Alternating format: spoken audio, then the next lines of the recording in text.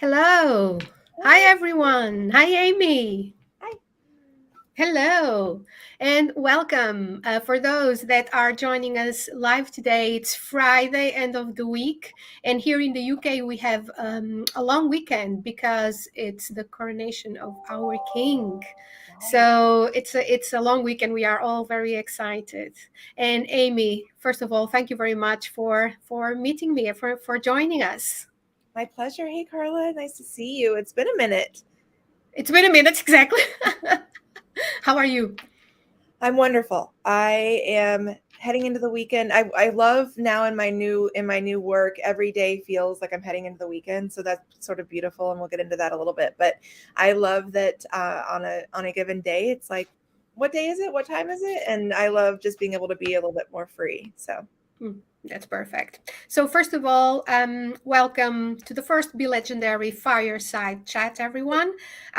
We will have one conversation like this every month with fabulous women that will share experiences, stories, insights, women like me, like you, and we will all be so inspired. So, our first guest, Amy, thank you so much for being here, and I would love to ask you what inspired you to leave your corporate job and just become a life coach. yes, You- I would say just become a life coach. It's so huge to become a life coach, right? There's not enough of us. There's so many. I try to well, we'll get there. So to your point, I was in the corporate world for almost 20 years, and it's because I thought it was just what I was supposed to do after college. And back then, oh gosh, it was just kind of this thing where you would go to college, you get a job, and you try to get bigger titles and bigger money. And I'm still sitting with the fact, like, where did that come from, and how did I come to be that? But what I learned over my almost 20 years, I was never quite able to be myself, and I couldn't put my finger on why. And what that looked like in real time was that, and now that I come to understand it, there's always been a way that women have been expected to show up in the workplace, especially corporate America. The word executive looks like a certain type of person, and Mhm. historically that has not been a woman. And so my indoctrination and training and conditioning over 20 years had been something that I didn't even know or recognize of myself. And I will say to you that last fall, I had reached kind of a fever pitch where I was almost 40. I was thinking to myself, what? No, I was 40. I just turned 40. And I was thinking, what do I really want to do? Is this what I really want to do? I'm not really feeling, there was this kind of deep, dull ache inside me on a daily basis, and I couldn't track it. Like, where is that coming from? What is that? And the only time that it would lift was when I was for 3 years at my corporate job. I was leading the employee resource group for women, and ooh, that's where it is. The spark, the fire inside me that allowed me to light up. People would see it in my eyes. It was just a different vibe. It was a different Amy.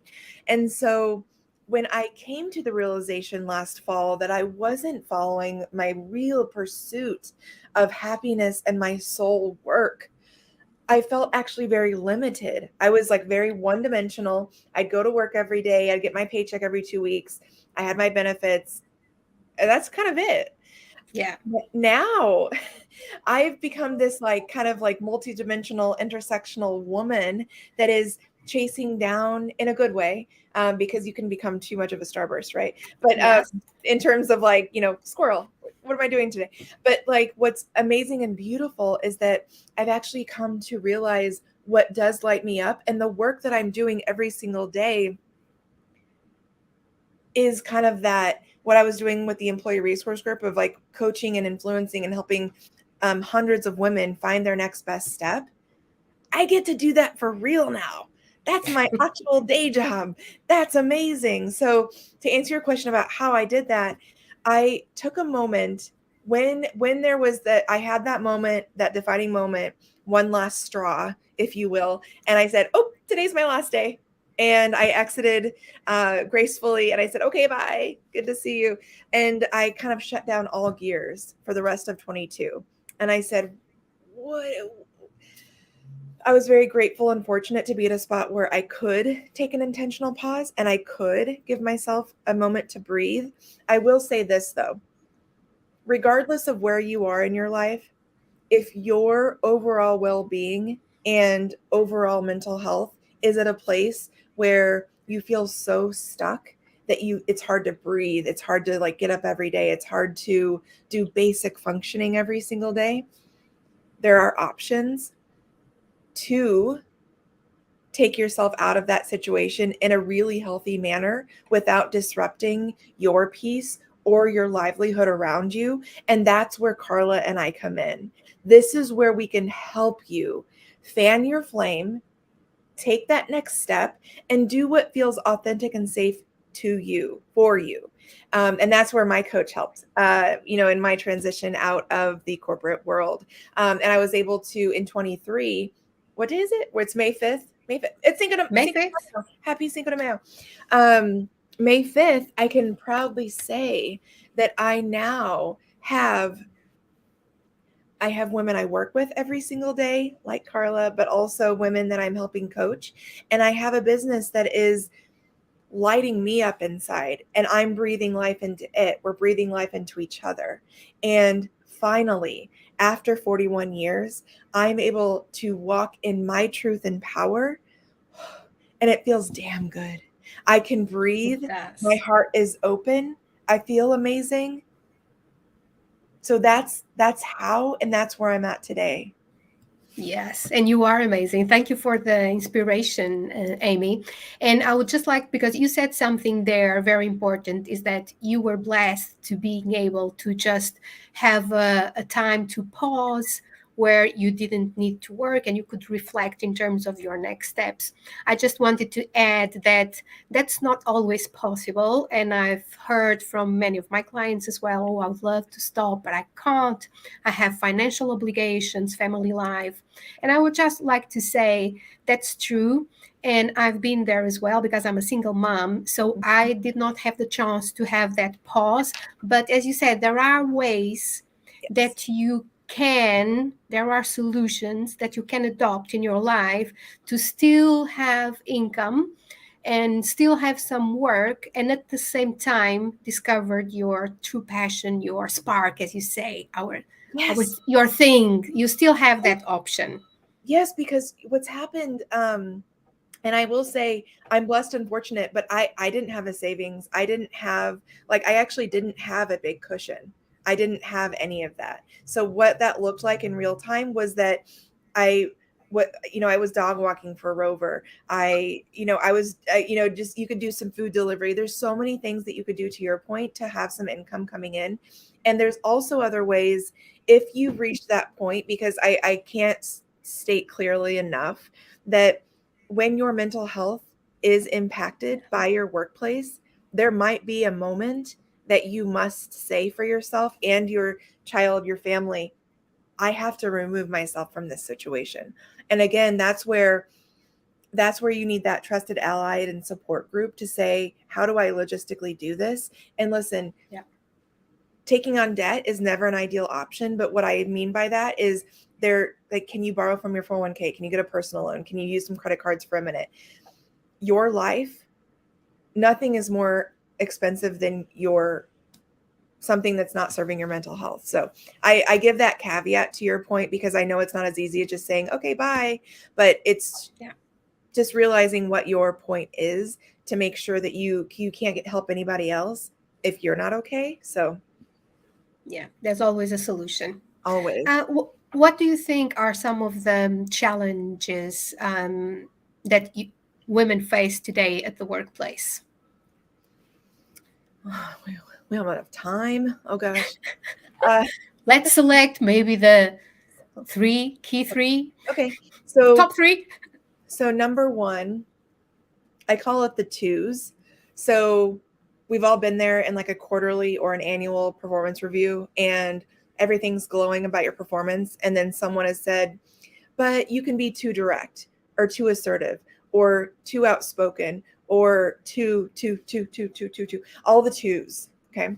So when a woman shows up as her authentic, strong self in the workplace, we get this label of being too something or other. Whereas male counterparts, that's like actually expected. They're expected to show up that way. So interestingly, men will get told you need to be more. So like we get two and men get more. This is interesting balance. So that's one of the biggest challenges. And so what that looked like for me in the workplace is when, and by the way, one of my pet peeves is anonymous feedback. Folks, let's all be adult and just share and be friends to each other and say, hey, listen, this is how it's showing up for me. And let's all be more transparent. Anyway, in those cases where I've been given, and by the way, I was given feedback my entire career as a corporate executive that I was being too something at any given time. And so I'd always share back. I would always lead with that. I said, okay, I have a reputation of being too direct or too assertive. Here's what I mean by that. When I'm that way, I'm really passionate about solving a problem.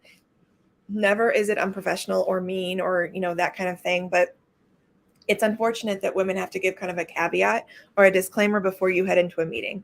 So that's one big challenge, as to being expected to show up as a man in the workplace. But when you do, you're also dinged for it. So that's a big one. The next one I would say, or do you want to respond to that one? No, go ahead. I can give at the end of the three Awesome. a brief. The next one is, gosh, and we all may have heard this, but the how we look. So if you're in the corporate arena, you may have heard the term polished. And for a woman, polished means, and I'll tell a quick story, straight hair, makeup on, maybe it's a dress or like heels. So there's like a polished look that women are supposed to carry through. I was actually specifically told in my career, wear your hair straight, not curly. It's more professional. And I can tell you, I would have responded very differently had I been told that today rather than in my 20s. I immediately said, oh, yes, absolutely. And I wore my hair straight, So that's another big challenge, is we're expected to be polished. And polished is actually a very misogynist view on how women need to show up in the workplace. I would say, lastly, one of the bigger challenges is, and this is actually a real-time issue that I'm sure you're all facing, is that during pandemic, we were able to do this really beautiful kind of rescheduling to make our life work optimally for us. And now everyone's trying to go back to pre-pandemic, right? So that what that looks like is we know on average, I'll talk to the US. We know on average in the US, the woman is in charge of the bulk of the household responsibilities. I think it's like 78% of it. And so because of that, if you take that number combined with the expectation of heading back to work, women have done this really great work to design the life that works best for them, only to have to uproot it and redesign it yet again, to being forced to go back into the office. And again, that expectation, and I won't go too into this, and we could all debate on whether it's good to work from home or be in the office, but I will say there is a certain expectation by a certain kind of leader that it's because their egos are fragile. They need to physically see you in the office to make sure you're doing work. That's their problem, not yours. And I feel like we've just not even listened to the workforce that has been super productive over the pandemic. Now we just said, now go figure it out. I hear you. You have this perfect way that you're living life now, but figure it out and come back to the office. So there's just been there's been a big part of humanity that's kind of missing. And one more time, yet again, the bulk of it has fallen on women's shoulders. Yes, that's true. And I agree. I can resonate with your 3 points. And the number one, yes, too much. And I have that experience as well myself and from my clients. And I have the opposite as well, where the fact that sometimes when you try to speak up and speak out, and then it's simply you are pushed back and it's too much, unfortunately, a lot of women kind of step back and they just stop to speak, and they are not able to just go back and say, I have the right to speak up. And that's something that I've noticed as well. And myself, when I was younger, I'm on my 50s now. So it's a Woo! different, yeah, it's a different era. So a bit more confident, and I can just say what I believe, and I can speak out very confidently. But I've been there as well. And it was very hard when you tried to speak out and then suddenly you are pushed back, and it's very difficult to go back to it again and try it again. Your confidence really goes down and reduces, and it's a challenge. Right. And on the image, the same. I remember when I started to work in the corporate sector, I was supposed to wear a suit. Mm-hmm. Yeah, dress with a suit, which I really don't like. I just like, for me today, I dress as I want, as long as I feel comfortable and confident and it looks good to me, and I really like it. So I love to just dress casual with some jeans and a nice shirt, and I feel great. And And I wear it shouldn't impact your professionalism, right? I'm a coach now, so I'm wearing like a warm up because I'm a coach, right? Like, and it makes me feel like a powerhouse. I actually, when I used to not wear makeup at work, everyone's like, "Are you okay?" I'm like, "I'm fine. I just don't have makeup on today." Yes, yes. Actually, I do like wear makeup. Oh, So, and it's but up to you again, if it it's makes you happy. up to each one of us. Yes, Exactly. Yeah, it's yes, our choice. Yeah, yes, good point. And the work-life harmony, it's been a big thing as well. And even here in the UK, we start to see that organizations are trying to get people back as previous COVID, but I believe that won't happen. I have to say, though, one of the things that I've noticed is one of the key reasons. I know that not every role can be fully remote, Mhm. but I think there's ways to make it work for both sides, a win-win for the organization and for the employer. I believe trust is a key thing. If you trust your employees, they trust you back and they give you back and give you more. And the other thing, I just LinkedIn, someone said something on LinkedIn and posted, which I really agree, is that we should think of flexibility in harmony, not only for women, but for men as well. Yeah, Because if that's the case, men can have their own role in the family life right. responsibilities and share a bigger part of it instead of being 70% for the women, 50-50. But companies need to allow men the flexibility as well, not only women. And So that's a exactly what I shared. well, but that's exactly what I mean by the fact of here in the US, there has been a mandate. Like a lot of people are back at work physically, like as pre-pandemic, and because to your point, men are going back too. Men and women both are heading back into the office, but the 78% still falls on women. So that's what I mean by so it's but it's a challenge for everyone, for all humans. But when there's a crux like that, it tends to fall on average Yeah, more women. So yeah, it's true. It's true. Um, what is your personal definition of success? I'm quite excited to know oh, today because I assume it might have changed over the years.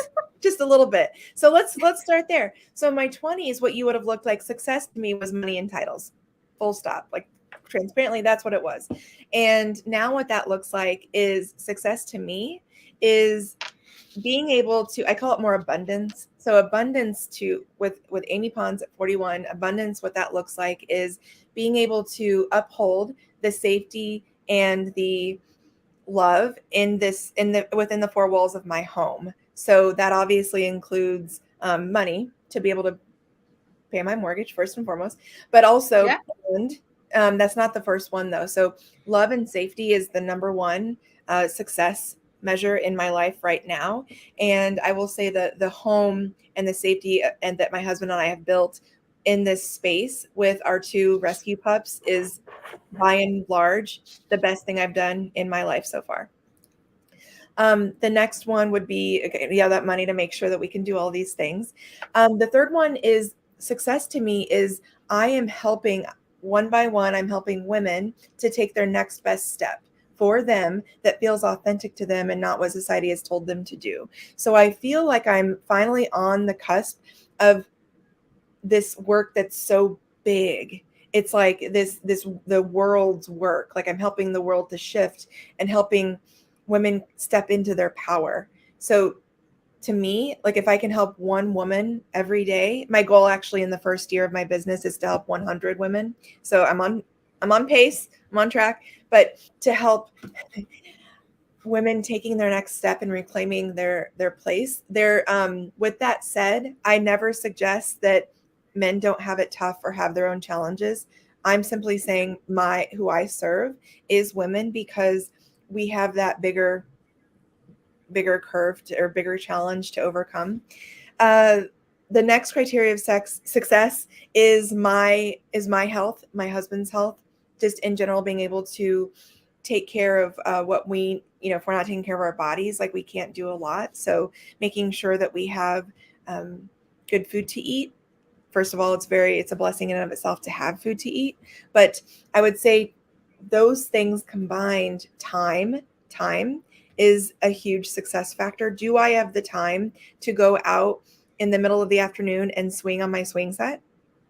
That's a success criteria to me now. Do I have a half an hour to go snug like on the couch with my dogs? That's a success criteria. So by and large, if I had to take all of those together, is having a space to be authentically me, but still feel like I'm doing good in the world. But it's, again, not about me. I'm helping women to realize what's already inside them, by the way. Us as coaches, we're not teaching you anything. We're innately extracting what's already in you. We're fanning your flame, that spark. And because of the years and years of layers of conditioning or training, Carla and I are helping do this, off with the layers, and getting that spark back and bringing it forward to say, okay, what does my next step look like? Does it look like staying where I'm at, but being able to better navigate the boundaries that are going to keep me as a whole human in this workspace? Or is it, I want to stay in this company, but I want to keep doing what I'm doing, will help you navigate to a new spot? Or it might be, and I'm giving three kind of like sharp examples. There's a lot of gray within these, but bear with me. We only have a few more minutes. The last one is that exit plan. So like, no, I've got to change. I've got to transform. I've got to get out of the current instance that I'm in. Again, that's where the magic happens, is when you realize that you need a change. Carla, I love your thoughts on this, but I always help women to say, come find me when you start getting into the yellow, meaning like if it's a green, yellow, orange, red situation, come to me when you're starting to like feel on the edge of green into yellow, because we can start really building that life raft out for you so that you feel comfortable in taking that next best step. When you come to me in the red, we have very, very, very few options, right? So like making sure that you have the awareness of checking in with yourself. Am I okay? And if you're not okay, taking action and giving yourself permission to take whatever that action is. Yes, I totally agree. And I have I work with clients that actually come when it's still green, because although things are and seem okay, they start to feel kind of something like, oh, I'm a bit bored.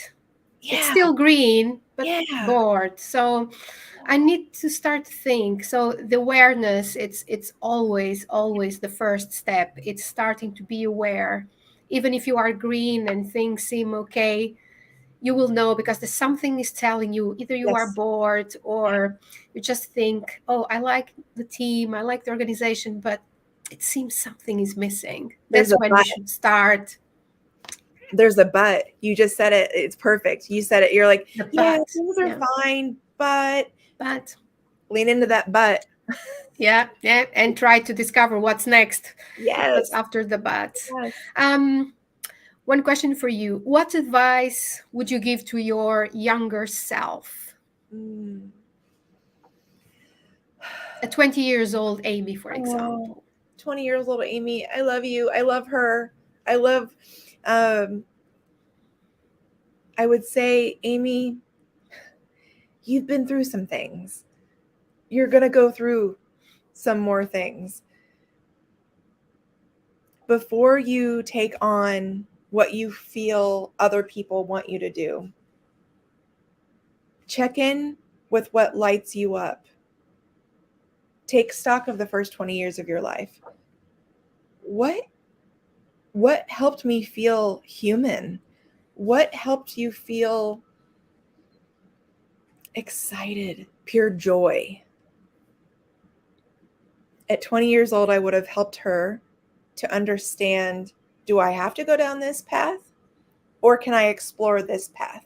Or do I do this path for a while to make a little bit of money, but keep this alive and well so that when this gets tough, this is the joy and the spark that keeps you feeling human. When I was 20, I didn't pay attention to this. I only wanted this. And so I put my entire worth and well-being into this. I would go back and help her understand a better balance. Yeah, that makes totally sense. And if you are watching us live or in replay, think about what advice would you give to your younger self. And if you want, share it with us in the comments. We will reply to you, get back with some comments as well. We are almost at the end. So one last question for you, after you sharing with us your fabulous experience, insights, and stories with our audience. Which action step, a small thing, would you like our audience to do after listening to you?